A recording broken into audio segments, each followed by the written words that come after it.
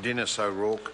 Mr Speaker, New Zealand First considers the Privileges Committee report in this case to be of the highest importance. The recommendations are significant and go to the heart of our democracy.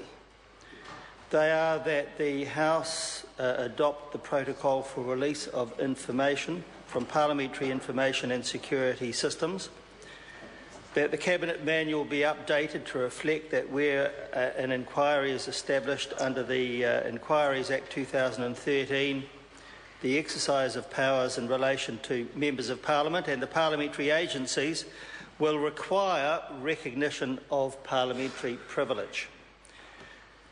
That standard terms of reference be developed for the use in any inquiry where it appears that the powers may be exercised in relation to members and the parliamentary agencies.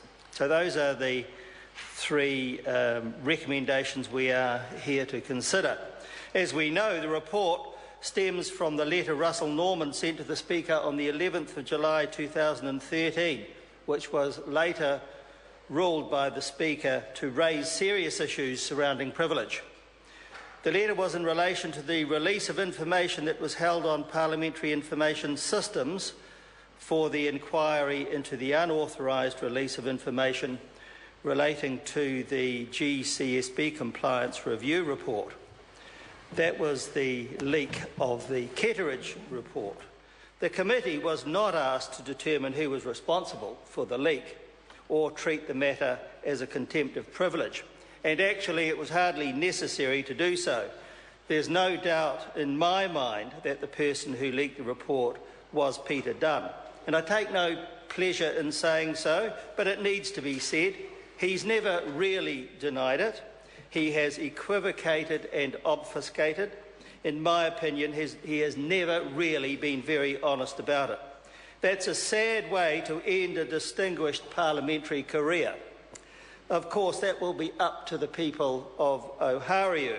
Let's hope that they see their responsibility to do the right thing. Mr Speaker, the Privileges Committee presented an interim report in December 2013 which highlighted important issues about protecting the privileges and immunities of the House, freedom of speech of members and Parliament's ability to maintain control within its precinct. The main considerations were firstly the issue of who should have access to parliamentary information and security systems and when, goes to the heart of parliamentary privileges. The role of the media as an essential part of an open and transparent democracy was also, of course, involved.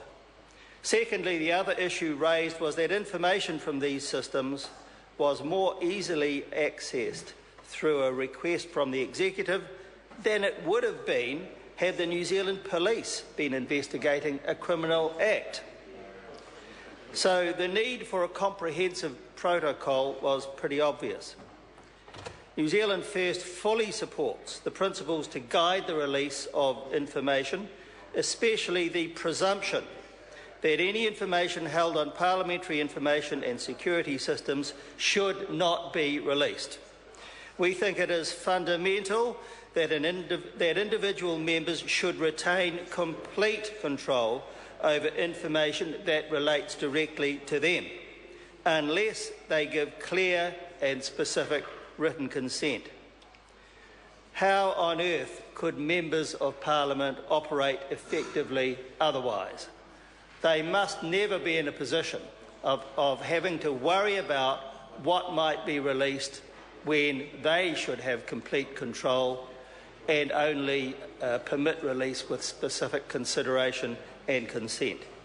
I think that's extremely basic and very important, otherwise the work of MPs would become almost impossible. Now, the media who work on precinct should also retain complete control over information that relates to them and should only be released with their specific authorisation. And any information that does not relate to a specific member will be dealt with by the Speaker of the House of Representatives as the ultimate decision maker, and that seems to be perfectly appropriate. We agree that the two underlying and overarching protocols and principles regarding the release of information are the requirement for written consent from the affected individual or party prior to the release of information in any circumstances, or the disclosure of information being required by the operation of law, but not in respect of requests under the Official Information Act or Privacy Act. In conclusion, Mr. Speaker, New Zealand First fully supports the committee recommendations, which I outlined at the beginning of this speech, and in particular that the House adopt the protocol for release of information from parliamentary information and security systems. Mr. Speaker. Chris Hipkins. Thank you very much, Mr. Speaker.